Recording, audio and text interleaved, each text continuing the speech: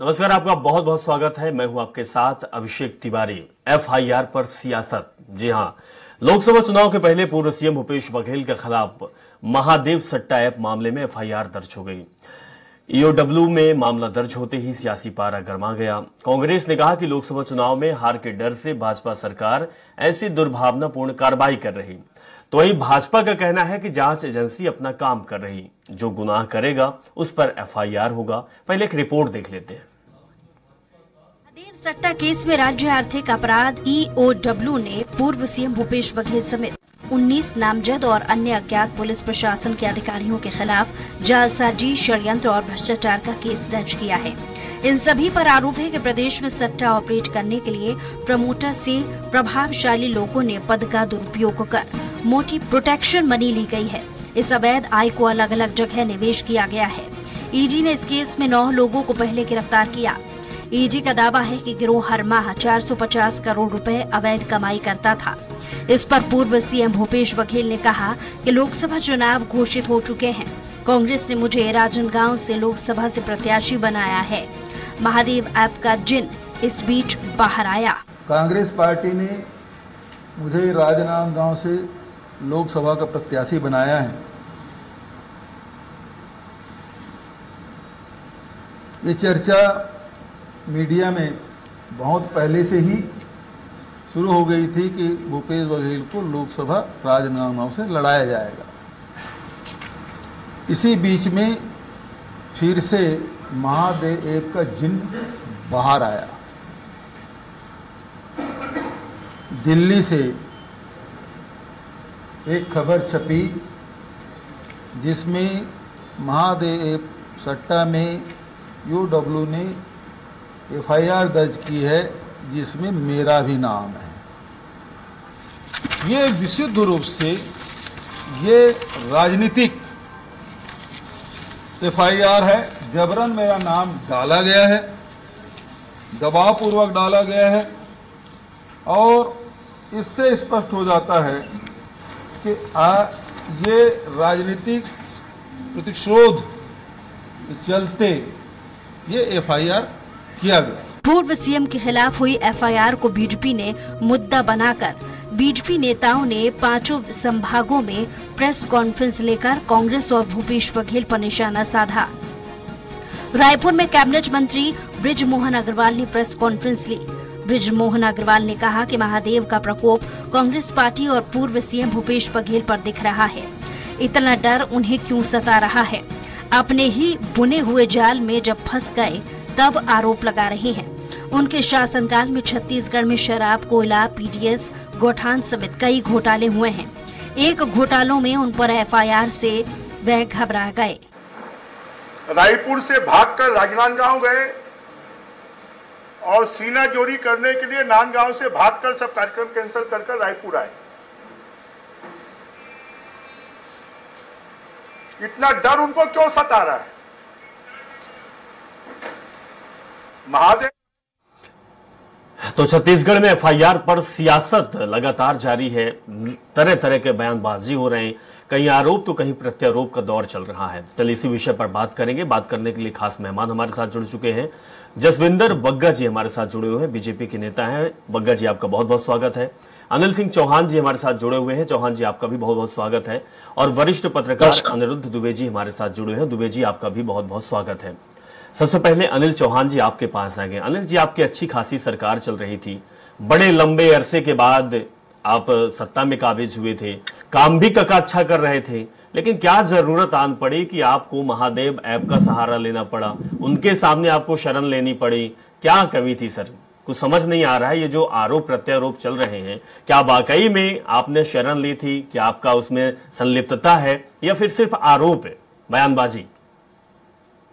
देखिए अभिषेक जी, चाहे विपक्ष का कोई भी नेता, जो गैर भाजपा शासित जितने राज्य हैं, चाहे केजरीवाल जी हों, चाहे सोरेन जी को देख लीजिए, भूपेश बघेल जी देख लीजिए, राष्ट्रीय परिदृश्य में आप देख लीजिए, चाहे संजय राउत हों,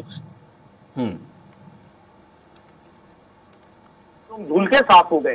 तो आज आप देखिए कि ईडी को भारतीय जनता पार्टी की केंद्र सरकार ने लठैतों की तरह इस्तेमाल किया है।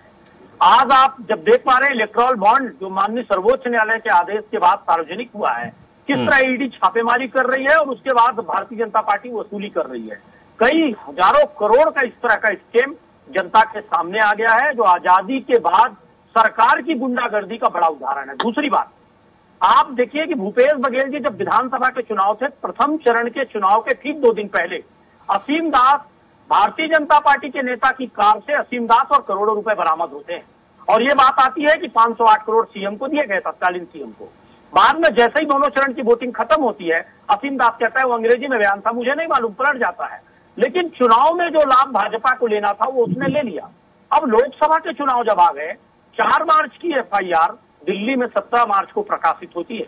आप इन सारे सर्क्यूमिस्टेंसेस को जोड़ लीजिए तो स्पष्ट हो जाएगा। दूसरी बात, महादेव ऐप पर 497 लोगों की गिरफ्तारी, 12 राज्यों में छापेमारी, सैकड़ों करोड़ की जब्ती के बाद केंद्र की सरकार की आंखें खुली, केंद्र सरकार की, जबकि ये सारी कार्रवाई स्टेट गवर्नमेंट ने की थी। और इस पर चिंता प्रकट करते हुए तत्कालीन मुख्यमंत्री ने 6 बार प्रधानमंत्री को पत्र लिखा। जुआ प्रतिषेध अधिनियम बनाकर इस ऑनलाइन जुआ सट्टा को गैर जमानती अपराध बनाया हिंदुस्तान की एकमात्र सरकार भूपेश बघेल सरकार ने। और आज भारतीय जनता पार्टी इस महादेव ऐप पर राजनीति कर रही है, विपक्ष को टारगेट में ले रही है और महादेव ऐप धड़ल्ले से चल रहा है। और भारतीय जनता पार्टी की सरकार न दुबई से गिरफ्तारी कर पा रही है, न इस ऐप को बंद कर पा रही है। तो ये सिर्फ राजनीतिक प्रोपेगेंडा है।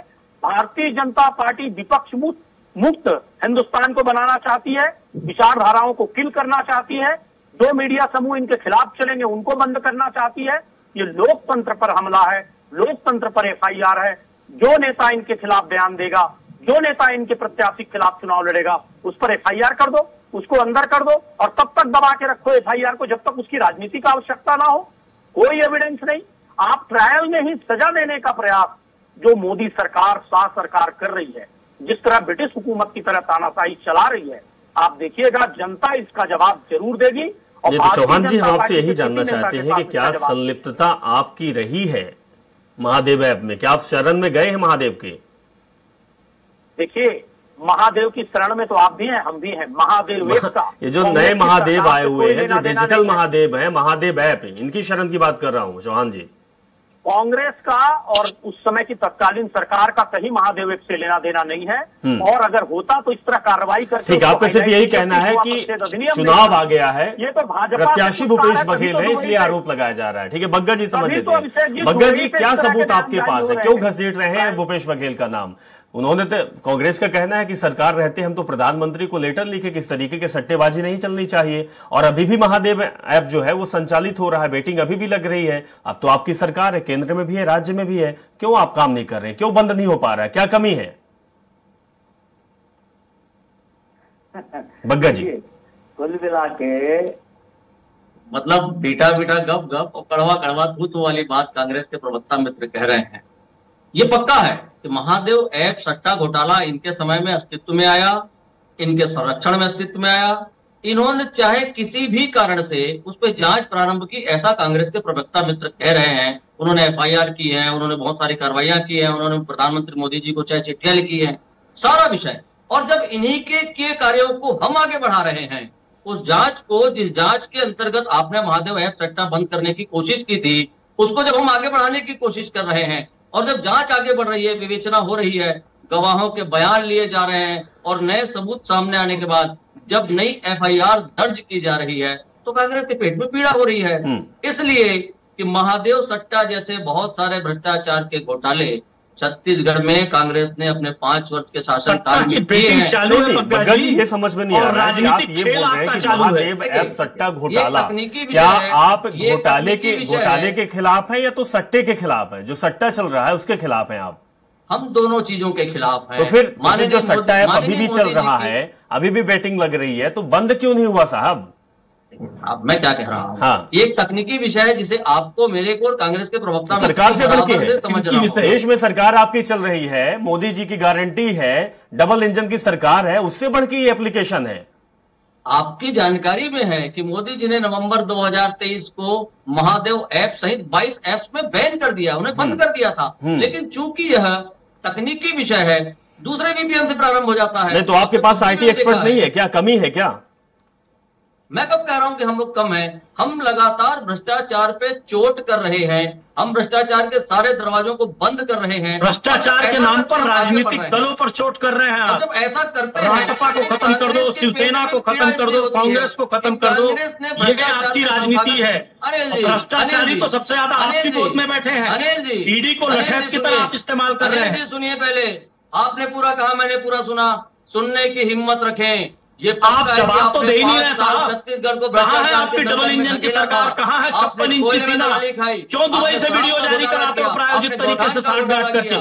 क्यों गिरफ्तारी नहीं करते? क्यों एक बंद नहीं करते? घोटाला किया साहब, आपने पीएससी में घोटाला किया है। अगर आप ऐसा कहेंगे तो मैं आपके सारे पीएससी के घोटालेबाज आप हैं। माननीय उच्च न्यायालय ने 2005 में साबित किया कि आप घोटालेबाज हैं।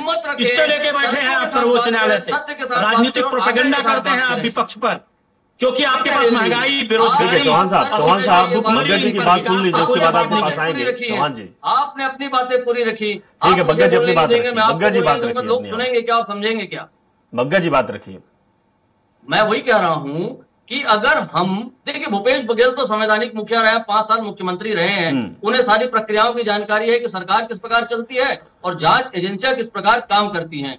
ये विषय तो न्यायालयीन विषय है। जांच आगे बढ़ रही है, सबूत आया, आपका नाम आया साहब, आपको न्यायालयीन प्रक्रिया पे विश्वास है ना? और अगर है तो आप जाइए न्यायालय की शरण में, अपने सबूत पेश करें। न्यायालय सीबीआई और ईडी की विषय को देखेगा और आपके सबूतों को देखेगा। अगर आपके सबूतों में दम होगा साहब, तो न्यायालय आपको सम्मान पूर्वक बरी करेगा, सम्मान पूर्वक आपको जमानत देगा। डरने का कोई विषय है नहीं। अगर आपने कुछ भी नहीं किया है तो जाइए न्यायालय के पास, न्यायालय आपको सम्मान देगा। दूसरा विषय मैं जो कहता हूं, हमने भ्रष्टाचार पर जीरो टॉलरेंस की नीति के साथ सरकार प्रारंभ की है साहब, और ये मान के चलिए कि कोई कितने बड़े कद का होगा, कितने बड़े पद का होगा, अगर उसने छत्तीसगढ़ की गाढ़ी कमाई को लूटा है, छत्तीसगढ़ में भ्रष्टाचार किया है और उसमें उसकी संलिप्तता है, तो न्यायालय के मामले से, न्यायालय के माध्यम से हम उसे छोड़ेंगे नहीं, उसे उस जगह तक पहुंचाएंगे जहां उसकी सही जगह हो। ठीक है बग्गा जी, आप बहुत अच्छी बात बोले कि न्यायालय के माध्यम से हम उनको छोड़ेंगे नहीं, लेकिन ढील तो कहीं ना कहीं आपकी है। अगर केंद्र सरकार इन चीजों पर नजर नहीं रख पा रही है, इतना बड़ा डिपार्टमेंट होने के बाद एक छोटे से राज्य में इस तरीके का एप्लीकेशन या फिर एक तरीके का घोटाला हो जाता है, और केंद्र सरकार केवल चुनाव के समय में, या आपकी सरकार है, आप चुनाव के समय में इन चीजों को लेके हवा बनाते हैं। इसके पहले आप कभी नहीं दिखे कि कोई महादेव ऐप चल रहा है, इस तरीके का घोटाला हो रहा है, और इस जो सूबे के मुख्यमंत्री थे वो शामिल है, या फिर कांग्रेस के कोई भी नेता शामिल हो, या कोई किसी भी नेता शामिल हो। दुबे जब आपके पास आएंगे, दुबे जी क्या लगता है? हालांकि दुबे आपके पास आएंगे बग्गा जी, दुबे जी इसलिए लेते हैं, इसके बाद आप ही के पास आएंगे। एक सवाल और आपके पास आपके लिए है। दुबे जी, हम आपसे जानना समझना चाहेंगे कि केंद्र सरकार क्या कर रही थी जब महादेव ऐप चल रहा था और भूपेश बघेल स्वयं मुख्यमंत्री थे छत्तीसगढ़ के, और कई नेता हो सकते हैं कि शामिल रहे होंगे, तो उस समय सरकार क्या कर रही थी? कि या फिर आपको क्या लगता है कि जब चुनाव आता है, विधानसभा चुनाव में हमने देखा है, उस समय भी महादेव ऐप का खूब नाम चला था, अब लोकसभा चुनाव आया तो फिर से उसी रडार पे पहुंच चुके हैं?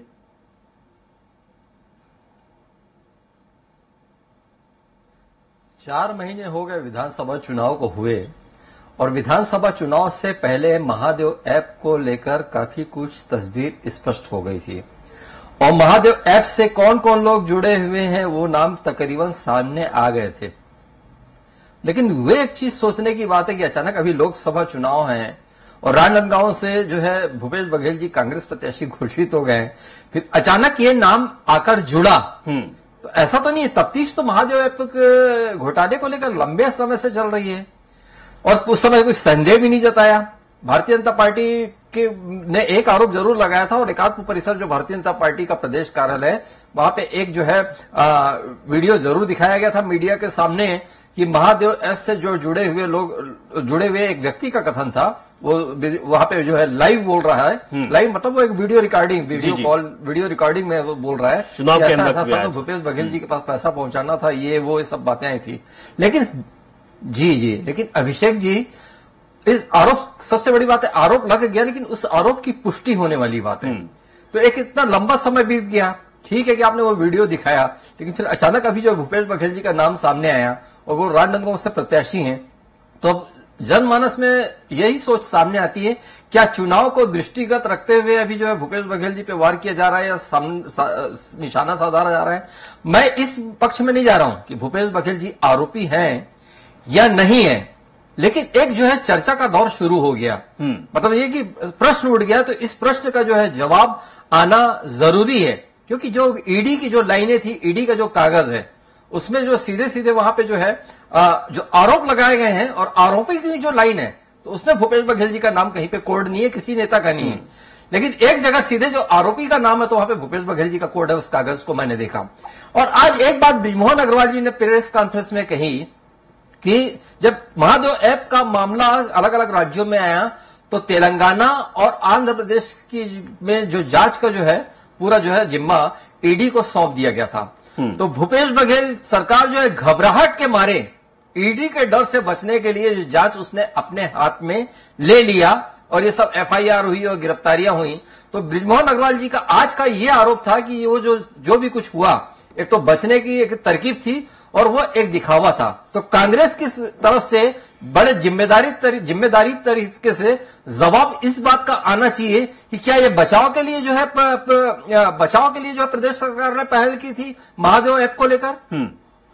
बिल्कुल, ये जायज सवाल है चौहान जी, और इसका जवाब आपको देना पड़ेगा कि भाई अगर आप गलत नहीं हैं तो फिर आप डर क्यों रहे हैं, क्यों घबराहट हो रही है आपको? भाई आपने सरकार चलाई 5 साल, मुख्यमंत्री रहे हैं, उन पर यह आरोप लगा है और आप चुपचाप बैठे हुए हैं, आपके पास सबूत नहीं है। अभिषेक जी, बहुत अच्छा सवाल है। कल रायपुर में एक हत्या होती है और उसके आरोपी को पुलिस मार मार के कहलाती है कि अभिषेक जी और अनिरुद्ध सिंह जी भी उस हत्या के षड्यंत्र में शामिल थे। आप दोनों को 302 का आरोपी बना दिया जाता है। आपका कोई कांटेक्ट उनसे नहीं है, लेकिन 302 के ट्रायल को फेस करना आप दोनों के लिए एक सजा नहीं है। आप दोनों क्या सम्मानित ढंग से मीडिया समूहों में काम कर पाएंगे? क्या आपका चरित्र हनन नहीं होगा?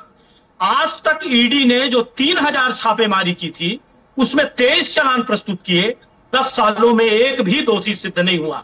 लेकिन स्थिति यह हुई कि अशोक चौहान, हिमंता बिस्वा शर्मा, ज्योतिरादित्य सिंधिया, आपने भ्रष्टाचारियों से अपना घर भर लिया, आपने दलों को तोड़ दिया, आपने शिवसेना को खत्म कर दिया, राकपा को खत्म कर दिया, आप विचारधाराओं को खत्म कर रहे हैं, आप उद्योगपतियों पर रेड करके ईडी के माध्यम से चंदा वसूली कर रहे हैं। क्या ऐसा लोकतंत्र चाहिए था?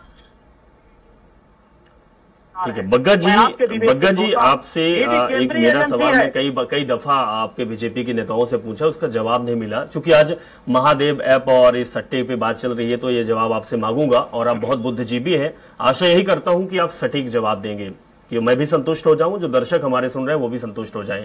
सर, देश में एक एप्लीकेशन चलता है, आईपीएल चलता है, आईपीएल बहुत बड़ा गेम होता है, इसके साथ ही उस एप्लीकेशन में बहुत सारे गेमों को दिखाया जाता है, बहुत सारे जो खेल होते हैं उनको दिखाया जाता है। सट्टा का खेल होता है वो पूरा, करोड़ों लोग सट्टा लगाते हैं, रोजाना लगाते हैं। सट्टा के आप खिलाफ हैं, आपने बोला था कि 0 टॉलरेंस और सट्टा के खिलाफ हम हैं।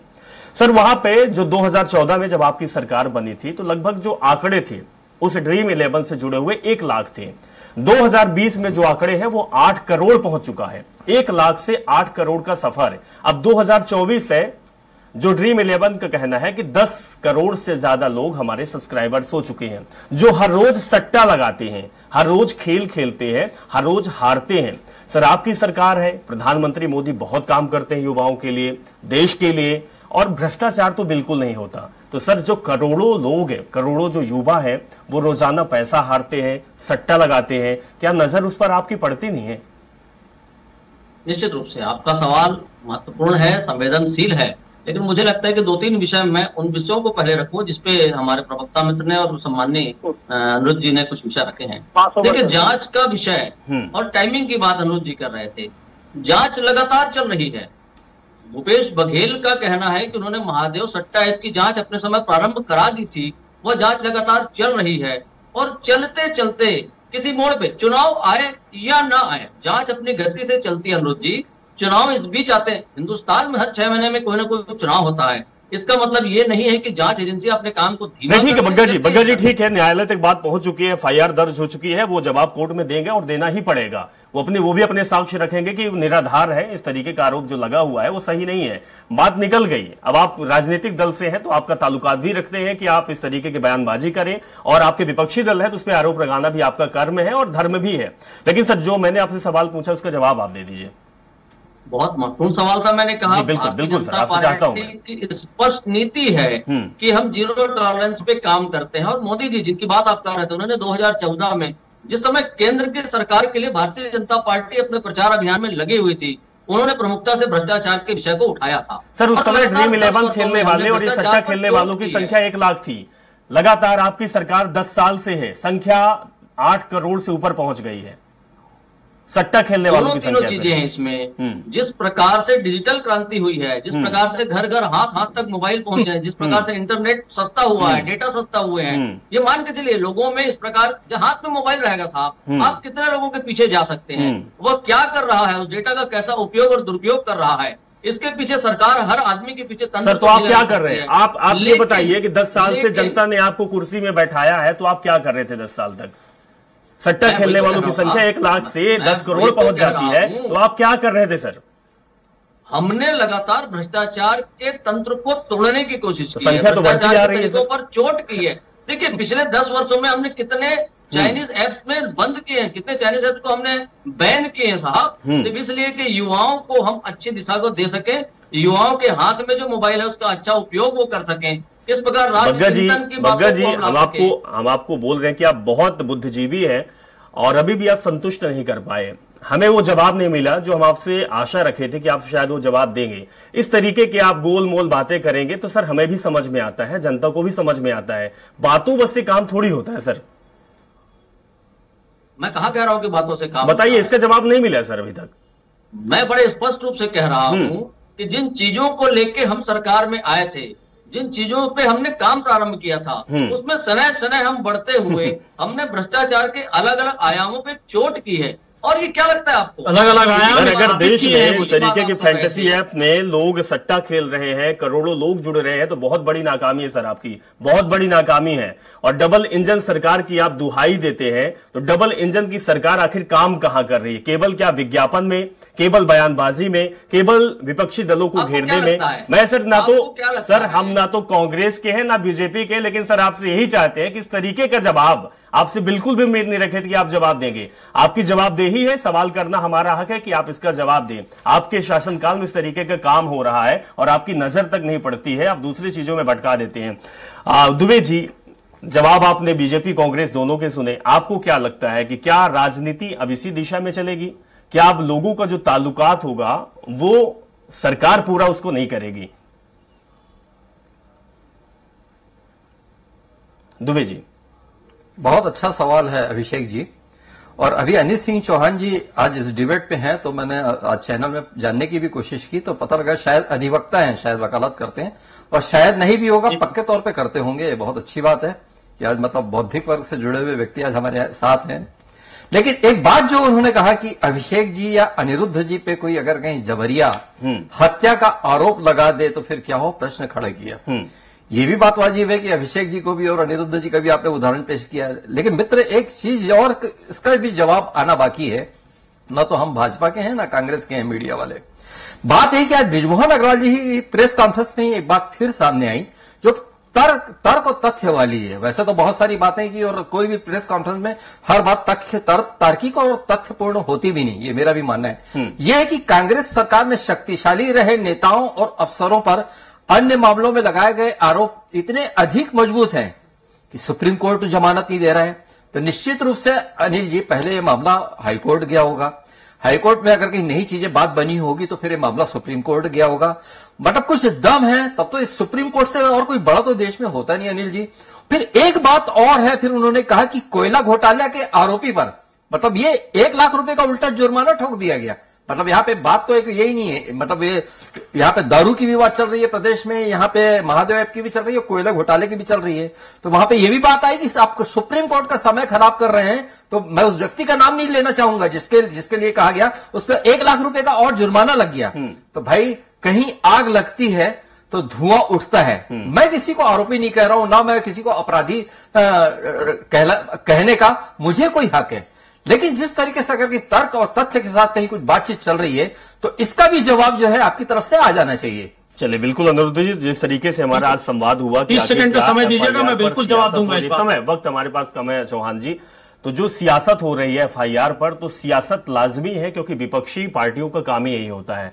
लेकिन बात समझ में हर किसी को आती है और जब बात निकलती है तो दूर तलब भी जाती है। चौहान जी और बग्गा जी, अगर आप सही हैं तो फिर इस तरीके की बात नहीं आनी चाहिए। अगर आप सही है तो डर भी नहीं होना चाहिए। और बग्गा जी, अगर आप सट्टा के विरोध में हैं, गलत चीजों के विरोध में हैं, जीरो टॉलरेंस की नीति चल रहे हैं, तो फिर आपकी नजर ऐसी चीजों पे होनी चाहिए, क्योंकि आज नहीं तो कल देश की आवाम आपसे सवाल पूछेगी। और आवाम तो जानते हैं कि पटकनी यूं ही दे देती है, पता नहीं चलता कि आखिर कहां पहुंच गए। अभी कांग्रेस को पटकनी दी है, लोकसभा चुनाव है, हो सकता है कि अगर जनता के दिमाग और दिल में यह बात पहुंच गई तो आप भी पटकनी खा सकते हैं। तो बहुत उड़ने की जरूरत नहीं है, क्योंकि जो जनता है उसके हाथ में पावर होती है, वही राजा बनाता है। अब वो सब कुछ जानता भी है। बहुत बहुत शुक्रिया आप लोग हमारे साथ जुड़े। तो जिस तरीके से प्रदेश में सियासत चल रही है FIR महादेव ऐप पर, अब इस पर सरकार कितना चिंतित है? क्या वाकई में सरकार चाहती है कि इस तरीके की धोखाधड़ी देश में नहीं होनी चाहिए? तो और कई ऐसे ऐप हैं जिन पर काम देश में चल रहा है, उस पर भी निगाहें सरकार की होनी चाहिए। आप लोगों का क्या रुझान है? हालांकि आप लोग भी समझते हैं कि कौन क्या कर रहा है, राजनीति हो रही है या फिर केवल और केवल सियासत की बातें हो रही है। फिलहाल इस कार्यक्रम में बस इतना ही। नमस्कार।